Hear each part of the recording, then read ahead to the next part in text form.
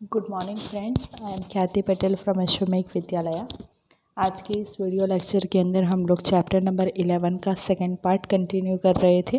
Last lecture में हम लोगों ने चैप्टर नंबर 11 स्टार्ट किया था, data types, operators and expression in C language. उसमें से हम लोगों ने फर्स्ट पार्ट के अंदर डेटा टाइप के बारे में बात की थी।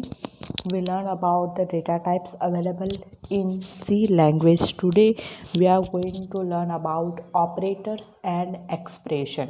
Operators and expression, okay. अब सबसे पहले हम लोग यहाँ पे बात करेंगे ऑपरेटर्स के बारे में। Operators, okay. जब हम लोग बेसिक मैथमेटिक के इक्वेशन सॉल्व करते हैं तो वहाँ पे हम लोगों को कुछ नंबर्स के ऊपर ऑपरेशन परफॉर्म करने के लिए बोला जाता है, ठीक है। कुछ नंबर के ऊपर ऑपरेशन परफॉर्म करने के लिए बोला जाता है। अगर वहाँ पे मैं नंबर के बीच में आपको कोई ऑपरेटर्स का सिंबल नहीं दूँ तो वहाँ पे आपको कन्फ्यूजन होगा कि इसके ऊपर क्या करना है, ठीक है। लेकिन अगर नंबर के बीच में मैं कुछ सिंबल्स वहाँ पे देती हूँ तो आपको पता चल जाता है कि इसके ऊपर कौन सी एक्शन परफॉर्म करनी है। तो ये ऑपरेटर्स क्या है, तो ऑपरेटर्स की डेफिनेशन यहाँ पे दी गई है। An operator is a symbol. An operator is a symbol, you have to write this definition in your notebook. An operator is a symbol that identifies the operation that can be performed on operands. An operator is a symbol, ये क्या है, symbol है, that identifies the operation that can be performed on operands. Numbers के ऊपर कौन सी operation perform करने हैं वो ये ऑपरेटर से आइडेंटिफाई होता है। And C language support 8 types of operators. C language supports 8 type of operators. These operators are arithmetic operator, assignment operator, relational operators, increment and decrement operators, conditional operators, logical operators, bitwise operators and special operators, okay। अब हम लोग सब ये operator के बारे में one by one detail में description लेंगे, ओके। तो सबसे पहले ऑपरेटर्स के अंदर आपका सबसे पहला फर्स्ट ऑपरेटर है मैटिक ऑपरेटर। एरिथमेटिक ऑपरेटर्स, ठीक है। अब arithmetic operator arithmetic calculation perform करने के लिए यूज़ होता है। Arithmetic operator arithmetic calculation perform करने के लिए यूज़ होता है। जैसे आप लोग मैथ्स के अंदर एरिथमेटिक ऑपरेटर के अंदर प्लस माइनस ऐसा सिंबल यूज़ करते हो, वैसे ही यहाँ पे ये एरिथमेटिक ऑपरेटर आपके पास 5 है। This are the operators symbols, signs. ये साइंस आपको याद रखनी है। This plus operator is use for addition, this minus operator is use for subtraction, this is the multiplication, this is division and this operator is known as modulus operator. ये जो आपका percentage का symbol है वो आपका modulus operator है। और ये operator division of two operands resulting in reminder, इसका रिजल्ट क्या आता है, तो दो नंबर्स के बीच में डिवीजन परफॉर्म करता है और जो रिमाइंडर बचता है उसे वो रिजल्ट के तौर पे दिखाता है, ठीक है। तो हमारे पास एरिथमेटिक ऑपरेटर के सिंबल्स कौन कौन से हैं, प्लस है, ये कॉमा नहीं है, मैं सेपरेट करने के लिए कॉमा यूज़ कर रही हूँ, प्लस, माइनस, मल्टीप्लिकेशन, डिवीजन और ये परसेंटेज का सिंबल है। ये किसका सिंबल है, परसेंटेज का सिंबल, जिसे आप लोग प्रोनाउंसिएशन करोगे मॉड्यूलस ऑपरेटर। इसका नेम है मॉड्यूलस ऑपरेटर। ये दो नंबर के बीच में डिवीजन परफॉर्म करता है और जो रिमाइंडर आता है वो आंसर पे दिखाता है। ये मॉड्यूलस ऑपरेटर का मैं एक एग्जांपल बता रही हूँ। जैसे मैंने ऐसे लिखा है 7 मॉड्यूलस 2, इसका आंसर क्या आएगा, तो ये 7 डिवाइडेड बाई 2 करेगा, यानी 3 2 6 और रिमाइंडर क्या है मेरी 1, तो इसका आंसर क्या आएगा 1, ठीक है। तो ये मॉड्यूलस ऑपरेटर डिवीजन परफॉर्म करके जो नीचे रिमाइंडर आती है वो आपको आंसर के तौर पे दिखाता है। बाकी ये सब ऑपरेटर आपको पता ही है, ये प्लस करता है, ये माइनस, ये मल्टीप्लिकेशन और ये डिवीजन। ठीक है, तो ये हो गया आपका फर्स्ट टाइप का ऑपरेटर, एरिथमेटिक ऑपरेटर। इसके रिलेटेड बुक के अंदर प्रोग्राम्स दिए गए हैं, लेकिन आपको प्रोग्राम्स नहीं देखने हैं। Second type of operator is known as assignment operator. Assignment operator assign purpose के लिए यूज़ होता है। असाइनमेंट ऑपरेटर असाइन पर्पस के लिए यूज़ होता है। And is equal to symbol, ये इज इक्वल टू की जो साइन है, ये इज इक्वल टू का जो सिम्बॉल है, that is known for assignment operator. Is equal to symbol is known for your assignment operator. ये जैसे वैल्यू को हम लोग असाइन करते हैं तो उसके लिए ये is equal to symbol use होता है। Here your C language provides operator known as shorthand operator। ये असाइनमेंट ऑपरेटर को ही आप लोग शॉर्ट हैंड वर्जन में भी लिख सकते हो। ये आपको सिर्फ समझने के लिए दिखाया गया है। First minus equal to 1, this statement is equivalent to first is equal to first minus 1। ये यहाँ पे मैं ये स्टेटमेंट लिखूँ या ये स्टेटमेंट लिखूँ, बोथ आर सेम। तो C language support short hand operators also. आपको सिर्फ इतना याद रखना है, असाइनमेंट ऑपरेटर का सिंबल है इज इक्वल टू साइन। ठीक है, इज इक्वल टू का सिंबल असाइनमेंट ऑपरेटर कहलाता है। Third type of operator is known as relational operators. Relational operators, relational operators दोनों वैल्यू के बीच में कैसा रिलेशन है वो चेक करने के लिए यूज़ होता है। ये सारे आपके पास रिलेशनल ऑपरेटर है। एग्ज़ाम में मैं कितने हैं ऐसे भी पूछ सकती हूँ। जैसे यहाँ पे रिलेशनल ऑपरेटर 6 है तो मैं कितने हैं, उसका सिंबल क्या करते हैं, सब कुछ मैं कुछ भी क्वेश्चन के अंदर पूछ सकती हूँ। तो यहाँ पे ये इज इक्वल टू का सिंबल है, ये दोनों के दोनों वैल्यू इक्वल है कि नहीं वो चेक करने के लिए यूज़ होता है। लेकिन यहाँ पे आप लोग देखोगे तो इज इक्वल टू के लिए 2 times equal to symbol you have to use. क्यों? तो अगर मैं एक ही time equal to symbol use करूँगी तो वो तो मेरा असाइनमेंट ऑपरेटर हो गया। ठीक है, तो ये दोनों के बीच में कन्फ्यूजन ना हो, that's why you have to use 2 time equal to sign for your is equal to operation. ठीक है, ये नॉट इक्वल टू है, ये ग्रेटर दैन, ये लेस दैन, ये greater than equal to, and this is less than equal to. ये क्या में कि इसके बीच में कैसा है, लेस दैन मतलब उससे लेस है, ग्रेटर दैन मतलब उससे ग्रेटर है। ये तो आप लोग मैथ्स में करते हो तो आपको पता ही होगा। ठीक है, so your relational operators are equal to का सिंबल ऐसे है, not equal to exclamatory symbol and equal to, this is less than, this is greater than, this is less than equal to, and this is greater than equal to. These 6 are known as your relational operator. Next, fourth one is new for you, increment and decrement operators. Increment and decrement operators. ठीक है, इसमें से exam में बहुत important questions आते हैं, तो ये ऑपरेटर्स आपको अच्छे से ध्यान में रखने हैं। Increments and decrements operator. Okay, अब यहाँ पे इसको यूनरी ऑपरेटर्स भी बोला गया है। इंक्रीमेंट और डिक्रीमेंट ही आपको याद रखना है। Increment operator use plus plus symbol. एक टाइम प्लस करूँगी तो वो तो एडिशन का हो जाएगा, इसीलिए इंक्रीमेंट करना मतलब इंक्रीज़ करना और डिक्रीमेंट करना मतलब डिक्रीज़ करना। So your plus plus symbol is known as for increment operator, and for decrement minus minus symbol is used. ठीक है, this two are known as increment and decrement operators. Okay, अब यहाँ पे ये जो दो ऑपरेटर है वो वेरिएबल की वैल्यू में 1 से 1 ठीक है, 1 वैल्यू से इंक्रीमेंट या तो डिक्रीमेंट करते हैं।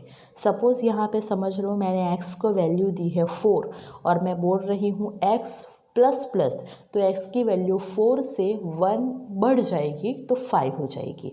वैसे ही मैं x माइनस माइनस बता रही हूँ, x की वैल्यू 4 है और माइनस माइनस बता रही हूँ तो x की वैल्यू 4 में से 1 डिक्रीज़ हो जाएगी और 3 हो जाएगी। समझ में आ रहा है? तो ऐसे ये 1 से वैल्यू को इंक्रीमेंट या तो डिक्रीमेंट करता है। ओके, अब जो मैं स्टेटमेंट बताने जा रही हूँ वो आपको अच्छे से सुनना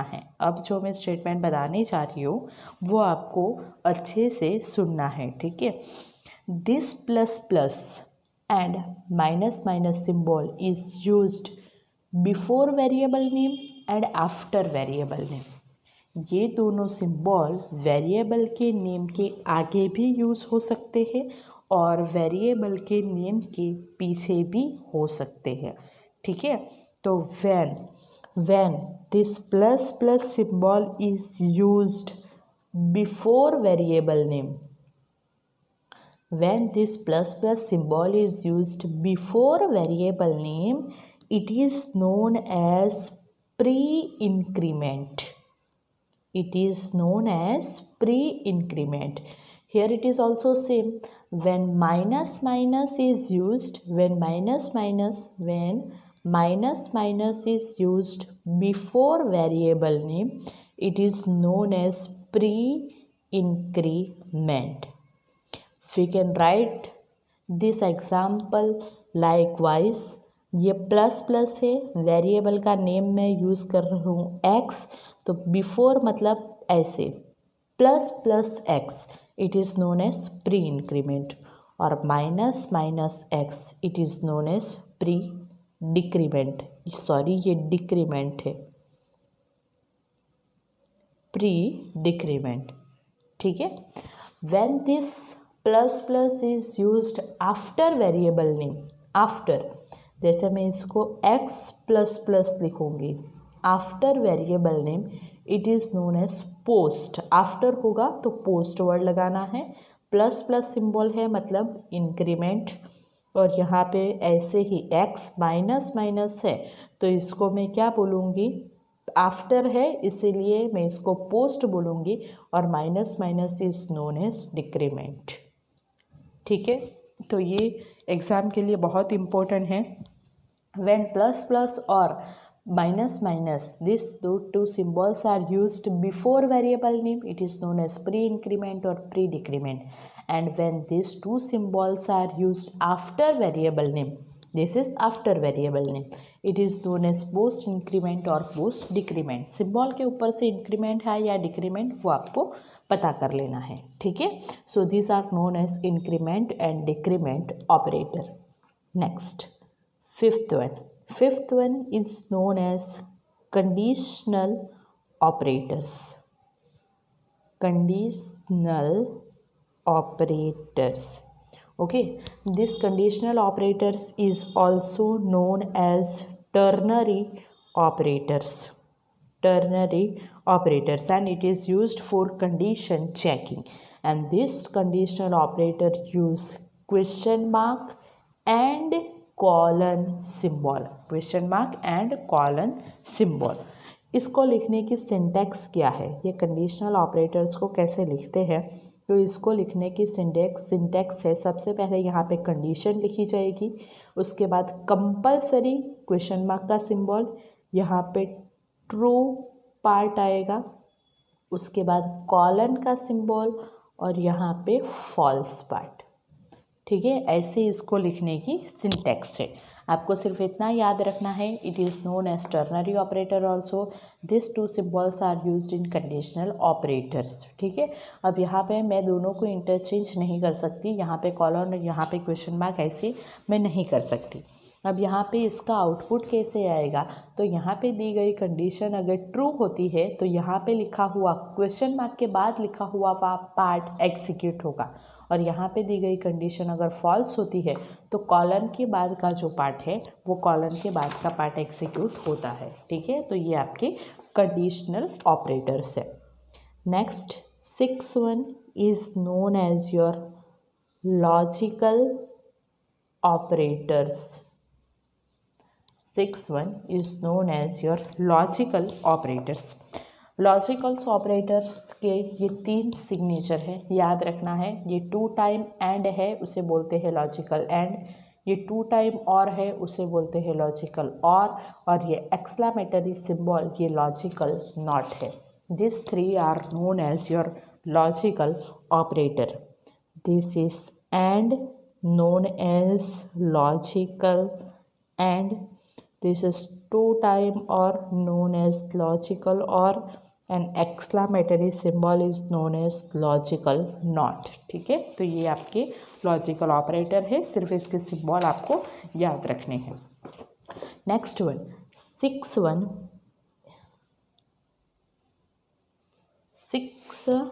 मैंने नंबर के अंदर this is your 5 6 7, this is your 7 number के ऑपरेटर से आपके bit wise operator, bit wise operators. ये बिट वाइज ऑपरेटर्स के भी आपको सिर्फ सिंबल्स याद रखने हैं। ये आपका बिट वाइज एंड है, एक ही बार एंड लगाना है, ये एक ही बार और लगाना है। ये टिल का सिंबल बिट वाइज नॉट कहलाता है। ये कैरेट का सिंबल है, ये बिट वाइज एक्सक्लूसिव और है। ये 2 टाइम लेस देन है और ये 2 टाइम ग्रेटर देन है। ये 6 आपके पास बिट वाइज ऑपरेटर है, सिर्फ उसके सिंबल्स आपको याद रखने हैं। बिट वाइज ऑपरेटर कौन से है? ये बिट वाइज एंड है, ये बिट वाइज और है, ये बिट वाइज नॉट है, ये एक्सक्लूसिव और है, ये 2 टाइम लेस देन का सिंबल, ये 2 टाइम ग्रेटर देन का symbol. This is known as your bitwise operator. And the last one is known as special operator, special operators. Okay, this is the last operator, special operators. Okay, तो यहाँ पे C provides the special operators, C provides the special operators like size of, comma, dot, this symbol and this asterisk symbol. These are known as your special operator. These are known as your special operator। ठीक है, तो special operator के अंदर आपको याद रखना है, special operator है सबसे पहला साइज ऑफ। ये कॉमा नहीं, कॉमा को मैं सेपरेट करने के लिए यूज़ कर रही हूँ, लेकिन यहाँ पे ये फर्स्ट वन है, ये साइज ऑफ फर्स्ट है। सेकंड है आपका कॉमा, थर्ड है आपका डॉट, फोर्थ है ये एरो का सिंबल, फिफ्थ है एंड सिक्स है दिस साइन। ठीक है, ये स्पेशल ऑपरेटर सिर्फ आपको दिखाए गए हैं, इसका कोई भी यूज़ नहीं है। सिर्फ एक ही आपका साइज ऑफ ऑपरेटर का ही यूज़ आपको दिखाया गया है, बाकी सबके सिर्फ आपको सिंबल्स ही याद रखने हैं। ठीक है, तो यहाँ पे ये जो साइज ऑफ ऑपरेटर है, it is use to return the size of bytes required by your data type. हम लोगों ने डेटा टाइप का जो टॉपिक पढ़ा उसमें हम लोगों ने बोला कि हर एक डेटा टाइप के साथ कुछ उसके मेमोरी साइज़ अलोकेट की गई है, तो उसकी साइज़ आपको देखनी है, तो उसके लिए आप लोग ये साइज़ ऑफ ऑपरेटर्स यूज़ करोगे। ठीक है, तो ये 6 ऑपरेटर आपको अच्छे से याद रखने हैं। ओके, अब हमारा नेक्स्ट टॉपिक रहेगा एक्सप्रेशन के ऊपर। ऑपरेटर्स हम लोगों ने देख लिए, अब हमारा नेक्स्ट टॉपिक रहेगा किसके ऊपर? एक्सप्रेशन के ऊपर। तो एक्सप्रेशन कब बनता है? तो सपोज़ मैं आपको ऐसे कुछ वैल्यू देती हूँ, ठीक है, 5 × 4 डिवाइडेड बाई 3 + 1 - 0। ठीक है, तो ये मेरा एक एक्सप्रेशन कहलाता है। ये क्या हुआ? ये मेरा एक एक्सप्रेशन हुआ। अब इसको कैसे कैलकुलेट करना है ये शायद आपको पता होगा, आप लोगों को ये बॉड मास का रूल्स पता होगा शायद से। Bracket of division, multiplication, addition and subtraction. Bracket of division, addition, multiplication and subtraction, मतलब आपकी इक्वेशन के अंदर ये सारी चीज़ें आपको इस रूल को फॉलो करके सबसे पहले ब्रैकेट हो तो ब्रैकेट करना है, फिर डिवीजन करना है, मल्टीप्लिकेशन, एडिशन और बाद में सब्ट्रैक्शन। ऐसे इसको आपको कैलकुलेट करना है, ये शायद से आपको पता होगा। ठीक है, तो यहाँ पे आपको ये ऑपरेटर्स की प्रायोरिटी बताई गई है। प्रायोरिटी मतलब किसको पहले एवेल्यूएट करना है और किसको बाद में, तो ये सिर्फ आपकी समझने के लिए है। This is known as priority of operators. ये सारे ऑपरेटर्स हैं, ये प्रायोरिटी उसकी फर्स्ट, सेकंड, थर्ड और फोर्थ, ये सारे ऑपरेटर की आपको प्रायोरिटी बताई गई है। ये आपको उसके हिसाब से उसको कैलकुलेट करना है। ठीक है, अब नेक्स्ट है आपका ये प्रायोरिटी के बाद नेक्स्ट आपका लास्ट टॉपिक है इस चैप्टर का, छोटा सा 5 मिनट का, storage classes. Storage classes. C language supports 4 types of storage classes. Variable used in the computer program are generally stored in the memory of the computer. ठीक है, जो हम लोग वेरिएबल डिक्लेयर करते हैं वो वेरिएबल कंप्यूटर की मेमोरी में जाके स्टोर होते हैं। ठीक है, तो वहाँ पे हम लोग अब देखने वाले हैं कि मेमोरी में ऐसे स्टोरेज क्लास कौन कौन सी है। ओके, तो यहाँ पे सबसे पहला फर्स्ट स्टोरेज क्लास है आपका, C language support how many storage classes, 4 storage classes.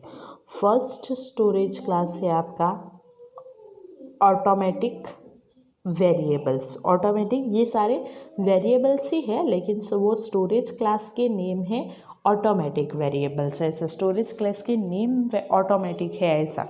तो यहाँ पे all the variables by default have, automatic के अंदर क्या होगा, तो all the variables by default have storage class as automatic. मतलब जो आप लोग वेरिएबल डिक्लेयर करते हो वो सारे वेरिएबल कौन से स्टोरेज क्लास के अंदर जाएंगे, ऑटोमेटिक स्टोरेज क्लास के अंदर ही जाएंगे। ठीक है, लेकिन अगर आपको एक्सप्लिसिटली कोई वेरिएबल को ये ऑटोमेटिक स्टोरेज क्लास के अंदर सेंड करना है तो आपको उसके आगे ऑटो कीवर्ड यूज़ करना है। कौन सा कीवर्ड यूज़ करना है, ऑटो कीवर्ड यूज़ करना है। ठीक है, तो ये ऑटोमेटिक वेरिएबल के अंदर ये ऑटो कीवर्ड उसे ऑटोमेटिक स्टोरेज क्लास के अंदर सेंड करने के लिए यूज़ होता है, और ये ऑटोमेटिक है वो आपका डिफ़ॉल्ट स्टोरेज क्लास है। ठीक है, सबसे पहले वेरिएबल ये ऑटोमेटिक क्लास के अंदर ही जाते हैं।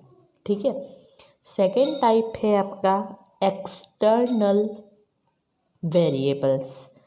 एक्सटर्नल वेरिएबल्स, अब ये एक्सटर्नल वेरिएबल्स कब यूज़ होते हैं, तो जब आप लोगों को वो वेरिएबल की वैल्यू कोई 2 प्रोग्राम के बीच में या तो फंक्शन के बीच में शेयर करने की ज़रूरत पड़ती है, तब ये एक्सटर्नल वेरिएबल्स यूज़ होते हैं।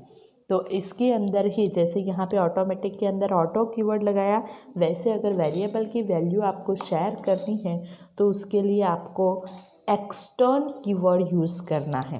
एक्सटर्नल में से EXTERNAL निकाल देना है। ठीक है, एक्सटर्न कीवर्ड यूज़ होता है। ठीक है, सबके अंदर का कीवर्ड है वो याद रखना। The default value of the external variable is 0। ये एक्सटर्नल वेरिएबल की डिफ़ॉल्ट वैल्यू क्या होती है, 0 होती है। ठीक है, next third type of variable is known as register variables. Register variable to have the fast access to the variable. We can store the variable in the CPU's register. Variable को fast access करने के लिए हम लोग उसको CPU के register में store करते हैं, तो उसे रजिस्टर वेरिएबल बोलते हैं। और आपको ऐसे CPU के रजिस्टर में वेरिएबल को स्टोर करने के लिए उसके आगे रजिस्टर्ड कीवर्ड लगाना है। ठीक है, रजिस्टर्ड कीवर्ड उसके नेम के आगे लगाना है। ये उसको लिखने की सिंटेक्स है, रजिस्टर्ड, डेटा टाइप और आइडेंटिफायर। ठीक है, तो ये कीवर्ड कौन सा यूज़ होगा किस क्लास के अंदर वो आपको याद रखना है। And the last storage class is your static variables. Static variable, the static class use when we want to make the value of variable permanent within a specified region। कोई पर्टिकुलर रीजन के लिए आप लोग उस variable की value fix कर लेना चाहते हो, तब आपका ये स्टैटिक क्लास यूज़ होता है। और स्टैटिक बनाने के लिए आपको अगेन वेरिएबल के नेम के आगे स्टैटिक कीवर्ड यूज़ करना है। समझ में आया? तो यहाँ पे ये 4 आपके स्टोरेज क्लास है। स्टोरेज क्लास के अंदर उसके नेम्स याद रखने हैं, automatic, external, register and static. Automatic के लिए ऑटो कीवर्ड लगेगा, एक्सटर्नल के लिए एक्सटर्न कीवर्ड लगेगा, रजिस्टर के लिए रजिस्टर्ड कीवर्ड और स्टैटिक के लिए स्टैटिक कीवर्ड। ठीक है, अब यहाँ पे ये जो ऑटोमेटिक है वो डिफ़ॉल्ट है। ये 4 में से डिफ़ॉल्ट कौन है ऐसा पूछूँ तो आपको बताना है ऑटोमेटिक, ठीक है। और ये एक्सटर्नल वेरिएबल है, उस एक्सटर्नल वेरिएबल की डिफ़ॉल्ट वैल्यू 0 होती है। ये उसकी डिफ़ॉल्ट वैल्यू है, उसकी डिफ़ॉल्ट वैल्यू क्या होती है, 0 होती है, ठीक है। तो यहाँ पे आपका जो चैप्टर नंबर 11 है वो चैप्टर नंबर 11 हमारा कंप्लीट होता है। चैप्टर नंबर 11 के अंदर हम लोगों ने ऑपरेटर्स और एक्सप्रेशन का टॉपिक देखा। तो यहाँ पे आपको ये नोट्स अच्छे से देख के आपकी नोटबुक के अंदर प्रिपेयर करनी है और वीडियो को अच्छे से देखना है। Thank you.